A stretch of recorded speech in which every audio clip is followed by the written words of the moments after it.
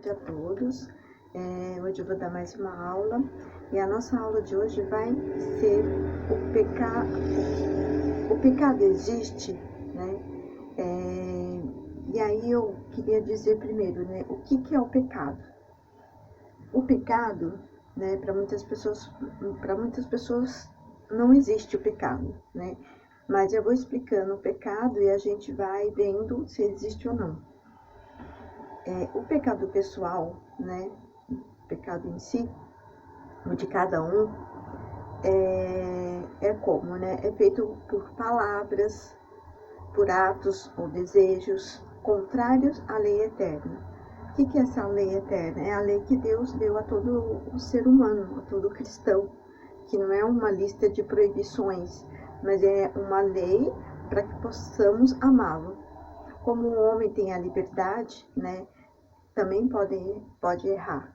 Então, por isso Deus deu uma lei, para que dentro dessa lei possamos amá-lo.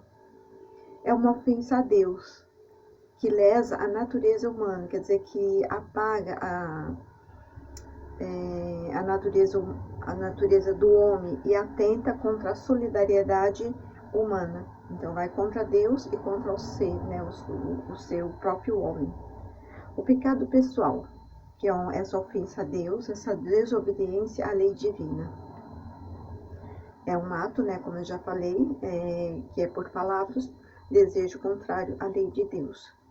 Isso significa que é um pecado, é um ato humano porque é o homem que comete, né, não são os animais, é o homem.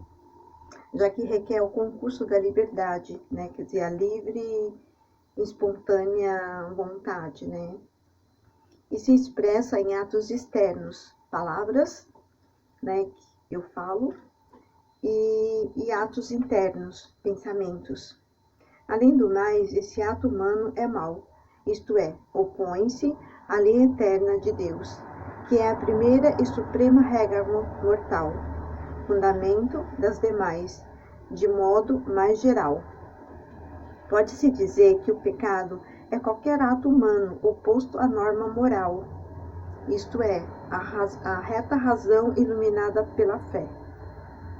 Trata-se, portanto, de uma tomada de posição negativa, com respeito a Deus e em contraste um amor desordenado a nós mesmos. Por isso, também se diz que o pecado é essencialmente uma aversão a Deus, uma aversão às criaturas. E essa aversão não representa uma anteposição, né,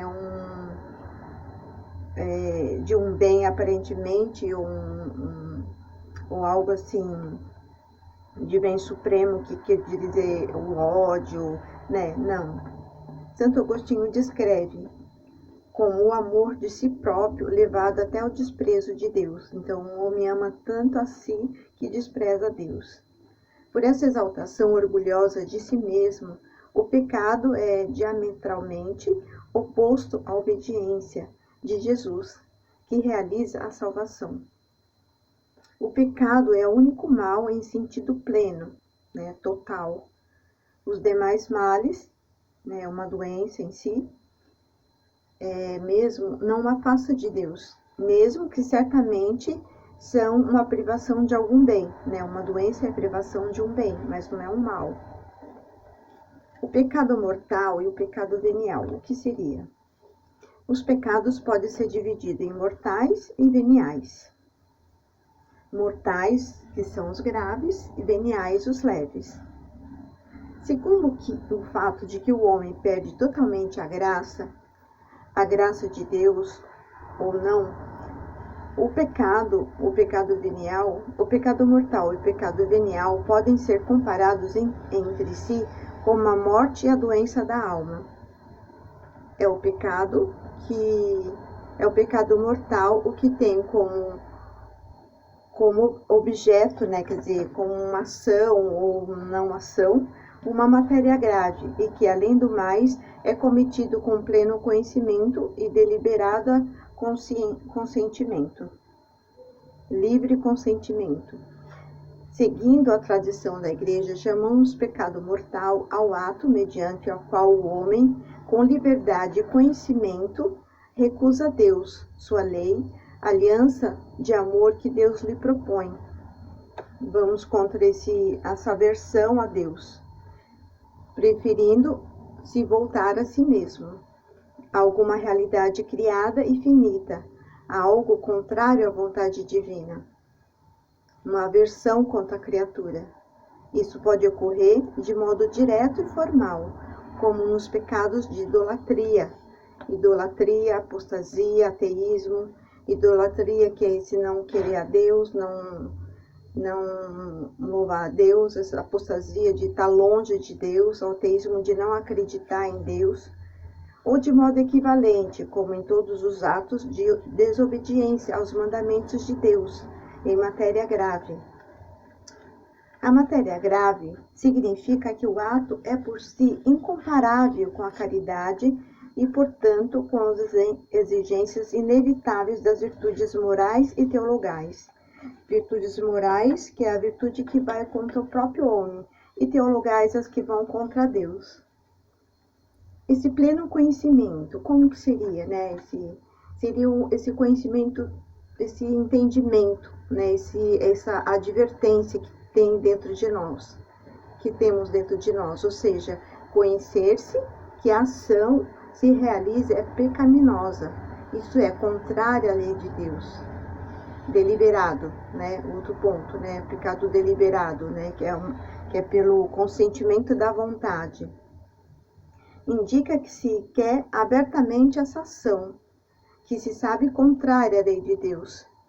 Isso não significa que para haver um pecado mortal seja necessário querer ofender diretamente a Deus. Basta que se queira realizar algo gravemente contrário à vontade, à divina vontade. As três condições têm de cumprir simultaneamente. Se falta alguma das três, o pecado pode ser venial. Isto ocorre porque, quando a matéria não é grave, ainda que se tenha pleno advertência, quer dizer, pleno conhecimento, perfeito consentimento, quer dizer, eu quero, ou então, quando não há plena advertência ou perfeito consentimento, ainda que se trate de matéria grave. Logicamente, se não há advertência nem consentimento, faltam os requisitos para que se possa falar que uma ação é pecaminosa, pois não seria um ato propriamente humano. Então, tem que ter esses três aspectos: o conhecimento, o consentimento da própria vontade e a matéria grave, né? A matéria grave, vamos dizer, um aborto, né? Eu quero fazer um aborto, mas sei lá, tem a matéria grave, mas não tenho conhecimento e não estou consentindo, quer dizer, de maneira forçada, então não haverá pecado. Mas, por exemplo, a matéria grave de roubar, quero roubar, sei que é pecado, sei que eu quero e tenho pleno conhecimento que é pecado. Aí haverá um pecado mortal. Efeitos do pecado mortal, né? Quais os efeitos, né, que nós temos quando pecamos gravemente? O pecado mortal profundamente leva à perda da caridade e à privação da graça santificante, isto é, do estado de graça. E se não for resgatado pelo arrependimento e pelo perdão de Deus, originará a exclusão do reino de Cristo e a morte eterna no inferno. Quando se cometeu um pecado mortal, e enquanto se permanece fora do estado de graça, sem recuperá-la na confissão sacramental, não deve receber a comunhão, pois não se pode querer, ao mesmo tempo, estar unido e afastado de Cristo.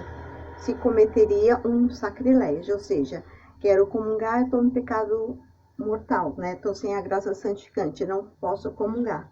Porque se eu comungar em estado de pecado, eu cometeria um sacrilégio, de 2 pecados. Ao perder a união vital com Cristo pelo pecado mortal, perde-se também a união com o seu corpo místico, a Igreja. Não se deixa de pertencer à Igreja, mas se está como um membro doente, sem saúde, que produz um mal a todo o corpo.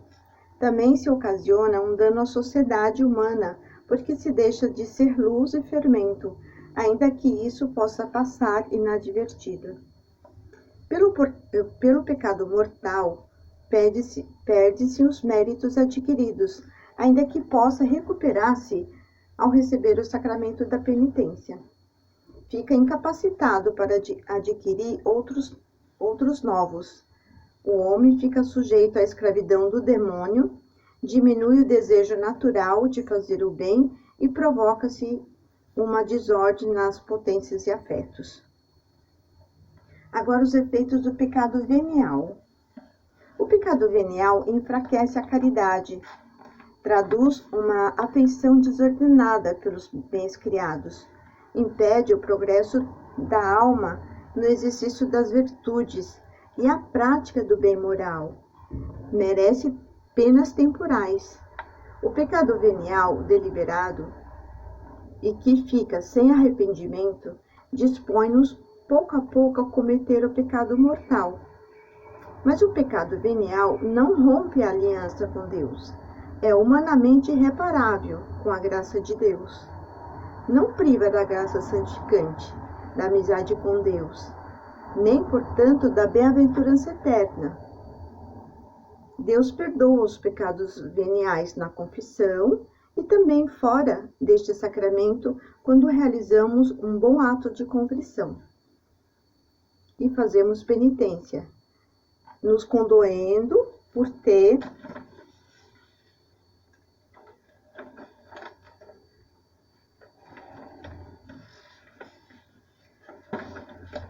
não ter correspondido ao infinito amor que nos tem. O pecado venial deliberado, ainda que não afaste totalmente de Deus, é uma tristíssima falta que esfria a amizade com Ele. Deve-se ter horror ao pecado venial deliberado, para uma pessoa que quer amar deveras a Deus. Não faz sentido consentir em pequenas traições, não são pecado mortal. E isso leva também à tibieza. Hoje em dia tá saindo uma história de uma outra opção de como se fosse de pecado, quer dizer, uma opção fundamental, uma doutrina de opção fundamental dentro do pecado, que para nós católicos não existe, né? E o que seria isso? Então, a doutrina da opção fundamental, né, para essas pessoas que recusa a distinção tradicional, né, quer dizer, entre os pecados mortais e os veniais, e sustenta que a perda da graça santificante pelo pecado mortal, com tudo que se opõe, compromete em tal modo a pessoa que somente pode ser fruto de um ato de oposição radical e total a Deus. Ou seja, a pessoa que comete o pecado, assim, é impossível pecar por um livre questão de liberdade, de opção que a pessoa teve na vida dela, né? Isso é um pecado mortal, né? E muitas pessoas falam assim, então, para pecar, né, para que haja um pecado, então tem que pecar 2 vezes, né? Tem que matar uma pessoa 2 vezes para ser um pecado mortal, né? E não é, né? Nós sabemos que não é. Matar uma pessoa é um pecado mortal. A gente fica longe de Deus. Depois, outras divisões, né, dentro do pecado, que podemos distinguir o pecado atual e o pecado pessoal. O pecado atual, que é o próprio ato de pecar, que é a mancha deixada na alma pelo pecado atual, com a pena e culpa, um pecado mortal, privação da graça, ou seja, a pessoa que peca, ela deixa essa mancha na alma e tem essa pena, né? Quer dizer, essa pena, essa culpa, e aonde? No pecado mortal, quer dizer, essa priva da graça, né? A gente fica privada da graça. Essa mancha é como se fosse uma cicatriz, né? Que quando a gente queima, né? Tá cozinhando, queima, aí uma queimação bem profunda, e aí a gente tenta cuidar, tenta passar pomada para não ficar cicatriz, e mesmo assim ainda fica, né? E aí aquela mancha, é essa mancha que a gente tem na nossa alma quando a gente comete um pecado grave. E o pecado pessoal, né? Esse pecado pessoal distingue-se, por sua vez, do original, como que todos nascemos e que temos contraído pela desobediência de Adão. O pecado original é inerente a cada um, ainda que não tenha sido cometido pessoalmente por ser acompanhado a uma doença herdada. Pode ser comparada a uma doença herdada, que se cura pelo batismo. Ao menos por seu desejo implícito. Ainda que permaneça uma verdadeira debilidade que inclina a cometer novos pecados pessoais. O pecado pessoal, portanto, comete-se, enquanto o pecado original contrai-se. Os pecados externos, o que seria, né, são os que comete com uma ação que pode ser observada a partir do exterior, né, o roubo, o homicídio, a difamação, a calúnia. Os pecados internos, em mudança permanente no interior do homem, é a partir da sua vontade, sem se manifestar em atos externos, né? Por exemplo, a ira, a inveja, a avareza, né? Não são exteriorizados, está dentro do homem. Todo pecado externo ou interno encontra sua origem em um ato interno da vontade. É este o ato propriamente moral, né? Da moralidade cristã do homem, né? É o ato próprio do homem. Os atos puramente interiores pode ser pecado, inclusive grave. Depois temos pecados carnais ou espirituais. Segundo se tem desordenadamente a um bem sensível ou a uma realidade que se apresenta abaixo da aparência de bem, por exemplo, a luxúria, né? A luxúria é um pecado carnal. Ou espiritual, a soberba, né? Que é algo que está dentro, né? Algo que está dentro de nós. Em si, os segundos são mais graves, né? Os pecados de soberba, tanto que Adão e Eva pecou, né? Por soberba. Não obstante, os pecados carnais são, por regra geral, mais veementes, precisamente porque o objeto que atrai uma realidade sensível, né? Matéria, as coisas que mais vêm aos olhos, né? É mais imediata. Depois, pecados de omissão e de comissão. Todo pecado comporta a realização de um ato voluntário desordenado, certo? Se esse se traduz em uma ação, um pecado em ação, eu fiz algo, se denomina pecado de comissão. Se, pelo contrário, o ato voluntário se traduz em omitir em algo, se chama omissão. Depois, a proliferação do pecado arrasta outro pecado. Todo vício arrasta outro vício. É uma repetição contínua dos mesmos atos. Daí resulta inclinações perversas, obscurece a consciência e corrompe a apreciação concreta do bem e do mal.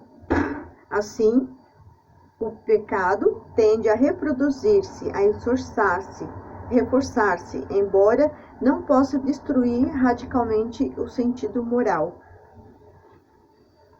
Chamamos pecados capitais, pessoais, que especialmente induzem a outros, pois são cabeça dos demais pecados, né? Quer dizer, esses pecados capitais são pecados que atraem outros pecados. Por exemplo, né? Quais são esses pecados? A avareza, a luxúria, a ira, a gula, a inveja, a preguiça. São 7 pecados, né? E esses pecados, arrasta outros pecados, né? Por exemplo, a avareza, né? É o apego material, mas é o apego material, pode ser ao dinheiro, às pessoas, a coisas, né? A objetos, né? A luxúria é o prazer sexual, o egoísmo, o prazer de se sentir bem, né? De estar bem. A ira, a raiva, o ódio, a gula na comida, na bebida, no egoísmo, né? A gula de só ter. A inveja é a desordem em a gente querer o que o outro tem, né? De querer sempre mais porque o outro tem mais, eu quero ter mais. A preguiça, né? É a moleza, o desleixo, é a falta de cuidado das coisas, né? Então, tudo isso é pecado. E a perda do sentido do pecado é fruto voluntário, obscurecimento da consciência que leva o homem, por sua soberba, a negar que os pecados pessoais sejam tais, inclusive a negar que existe um pecado, né? Então, aqui está, né? Onde que a gente chegou, né? Que muitas pessoas perdem esse sentido do que é o pecado, né? Porque fica com o obscurecimento, assim, a mente, a alma fica escura, não enxerga o que é pecado, né? E não sabe distinguir entre o mal e bem, porque a coisa tá tão grossa, assim, na alma, que a pessoa não sabe distinguir.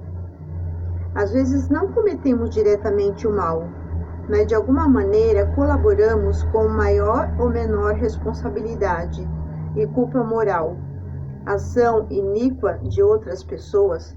O pecado é um ato pessoal, mas, além disso, nós temos responsabilidade dos pecados cometidos por outros.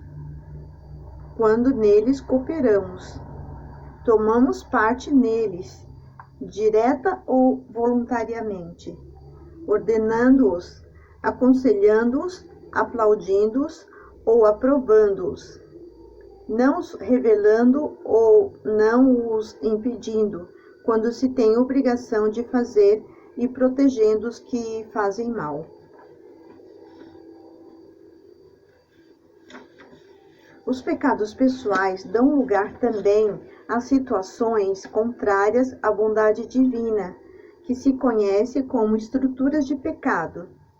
Essas não são mais que a expressão e efeito do pecado de cada pessoa.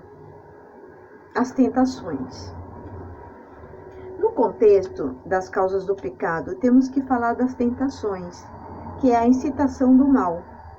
A causa do pecado está no coração do homem, mas este pode estar atraído pela presença de bens aparentes. A atração da tentação nunca pode ser tão forte que obrigue a pecar. Não vos tem sobrevindo nenhuma tentação que supere o humano. O fiel é Deus, que não permitirá que sejais tentado acima das vossas próprias forças. Pelo contrário, junto com a tentação, vos dará também a força para poder suportar. Se não buscam e se aproveitam como ocasião de esforço moral, pode ter um significado positivo para a vida cristã. As causas da tentação podem reduzir-se a 3: o mundo, o demônio, a carne. O mundo, não como uma criação de Deus, porque nesse sentido é bom, mas pela desordem do pecado solícita, quer dizer, seria a aversão às criaturas, como um ambiente materialista e pagão, onde a gente quer comprar, quer ter coisas, e uma coisa estrague, a gente já quer comprar, e às vezes nem estrague, a gente já está querendo que estrague logo para a gente comprar. E isso. Depois o demônio instiga o pecado, mas não tem poder para nos fazer pecar. As tentações do diabo são repelidas com a oração. E muitas vezes a tentação do próprio ambiente, né, esse de querer comprar, de querer ter, pode ser uma tentação do demônio que a gente tem que estar atenta para ir rebatendo com a oração. A carne, ou com concupiscência, é a desordem das forças da alma como resultado dos pecados. Também chamamos comis peccati, quer dizer, a tendência a pecar, né? Porque todo homem tem essa tendência a pecar, a cair, né? É aquela mancha do pecado que a gente tem na nossa alma que nos faz cair, né? Se a gente não tem forças, a gente acaba caindo. E essa tentação vence-se com a mortificação e a penitência com a decisão de não dialogar de ser sinceros na direção espiritual, sem encobrir a tentação com razões sem razão. Em frente à tentação, deve-se lutar por evitar o consentimento, já que supõe a adesão à vontade, à complacência, ainda não deliberada, conseguinte, a representação involuntária do mal que se dá na sugestão. Por exemplo, o demônio tenta na nossa cabeça: nossa, você precisa comprar aquela maquiagem, porque aquela maquiagem é demais, ela vai te deixar bonita, a sua pele vai ficar maravilhosa, né? Mas você pensa: mas eu já tenho maquiagem, para que eu tenho maquiagem mais, né? E o demônio fica lá, né? Enquanto a gente não afasta rezando com modificação, a tentação fica lá, né? E aí a gente tem que combater, né? Isso que pode ser uma tentação. E falar para que nos ajude como a gente pode lutar mais. E além do mais, deve-se fugir das ocasiões de pecado, isto é, daquelas circunstâncias que se apresentam mais ou menos voluntariamente e supõem uma tentação. Deve-se evitar sempre as ocasiões livres. E quando se trata de ocasiões próximas, isto é, ao perigo sério de cair na tentação, e necessárias que não se pode evitar, se deve fazer o possível para afastar o perigo, ou, o dito de outro modo, pôr os meios para que essas ocasiões passem de próximas a remotas. Também, no possível, deve-se evitar as ocasiões remotas, contínuas e livres, que corroem a vida espiritual e pressupõem ao pecado grave. Esses pecados próximos, né, que muitas vezes a gente pode chegar próximo, sei lá, eu pensei numa banca de revista, comidas que a gente quer comer e faz mais comida, e tem mais comida, e compra comida, a televisão que tem muitas coisas, que saem muitas coisas, e a gente quer ver tudo. Então, tudo isso pode ser pecados próximos, e remotas muitas vezes pode ser aquelas que às vezes a gente passa, sei lá, perto de uma banca de jornal, onde tem umas revistas maravilhosas, né? A gente tem que ter cuidado, porque tem muitas revistas que não dá para se ver, né? Não dá para ver. Então a gente tem que cuidar, né? Passar longe, se for o caso. Ou muitas vezes a gente tem que, por exemplo, um homem não pode, às vezes, ficar muito olhando para uma mulher, senão ele pode cometer um pecado, né? Ou vice-versa, né? A mulher, né? Ou, por exemplo, um intelectual que lê muitos livros, né? Pode ter um pecado ali remoto, né? Porque vai ler aquele livro e aquele livro pode conter textos que não vai cair bem para a nossa alma. Então, a gente tem que perguntar antes, para ter novas sugestões, né, para que possa nos ajudar. E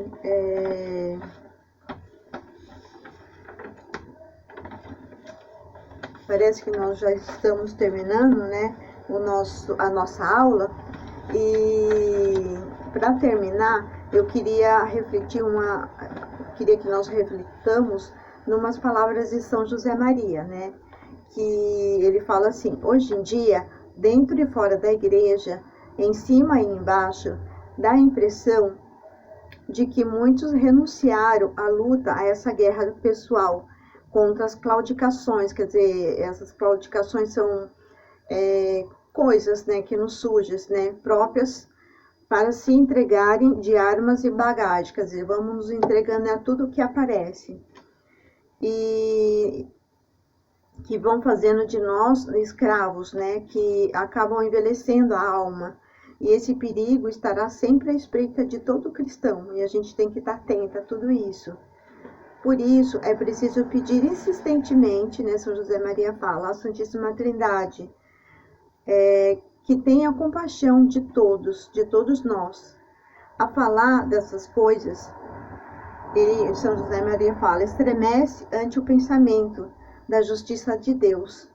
Recorro à sua misericórdia, à sua compaixão, para que não olhe para os nossos pecados, mas para os méritos de Cristo, de sua mãe Santa Maria, que também é nossa mãe, e do patriarca São José, e de todos os santos. E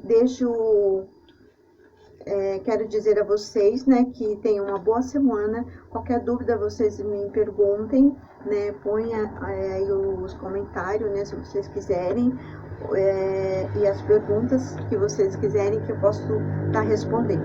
Um abraço forte e uma boa semana a todos.